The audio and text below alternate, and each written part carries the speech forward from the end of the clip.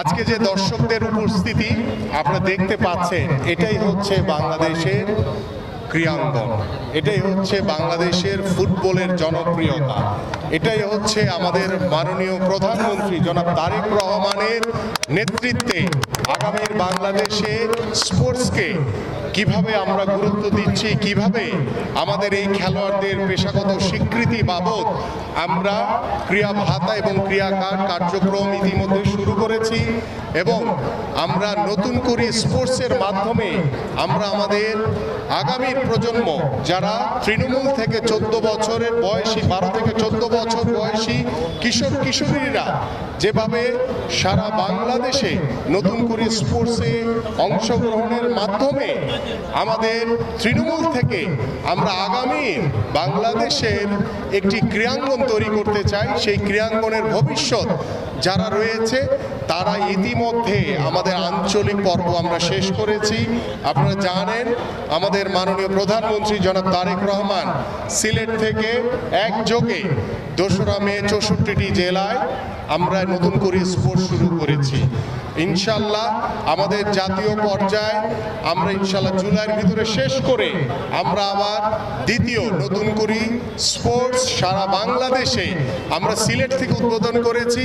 পরবর্তীতে আবার আরেকটি বিভাগীয় শহর থেকে উদ্বোধনের মাধ্যমে আমাদের মাননীয় প্রধানমন্ত্রী আবার কার্যক্রম শুরু করবেন।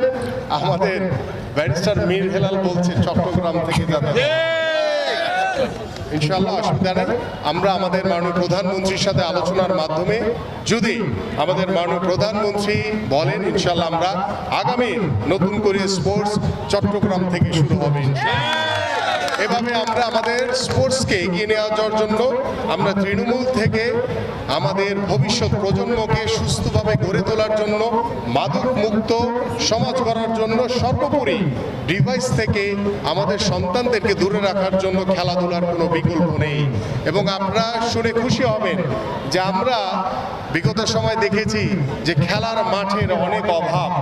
আমাদের মাননীয় প্রধানমন্ত্রী নিজে একটি কমিটি গঠন করে দিয়েছেন। সেই কমিটির মাধ্যমে আমরা ঢাকা সহ সারা বাংলাদেশের বিভাগীয় শহর, মহানগর, প্রত্যেকটি জেলা, উপজেলা, ইউনিয়ন লেভেলে মাঠ সংরক্ষণ এবং সংস্কারের জন্য ইতিমধ্যে কার্যক্রম শুরু করেছি।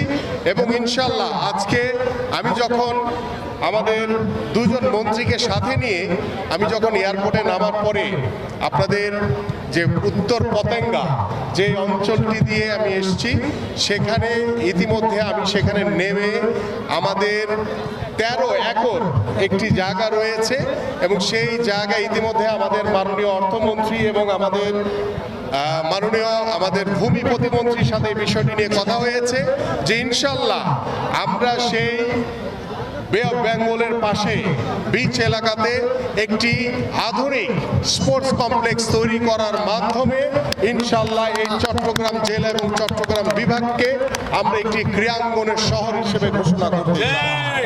এবং আমরা আশা করি সেখানে আধুনিক ক্রিকেট স্টেডিয়াম, আধুনিক ফুটবল স্টেডিয়াম, আধুনিক হকি স্টেডিয়াম সহ ইনডোর সুবিধা সম্পন্ন বিভিন্ন সুযোগ সুবিধা সম্পন্ন খেলাগুলো যাতে আমরা আয়োজন করতে পারি সেই ধরনের একটি স্পোর্টস কমপ্লেক্স ইনশাল্লাহ আমরা উদ্বোধন করব খুব তাড়াতাড়ি ইনশাল্লাহ। এবং আমাদের ইতিমধ্যে আমাদের সরকারি কর্মকর্তা সকলেই ছিলেন, আমরা ইনশাল্লাহ দ্রুত সময়ের ভিতরে আমরা সেই স্পোর্টস কমপ্লেক্সের কার্যক্রম শুরু করব।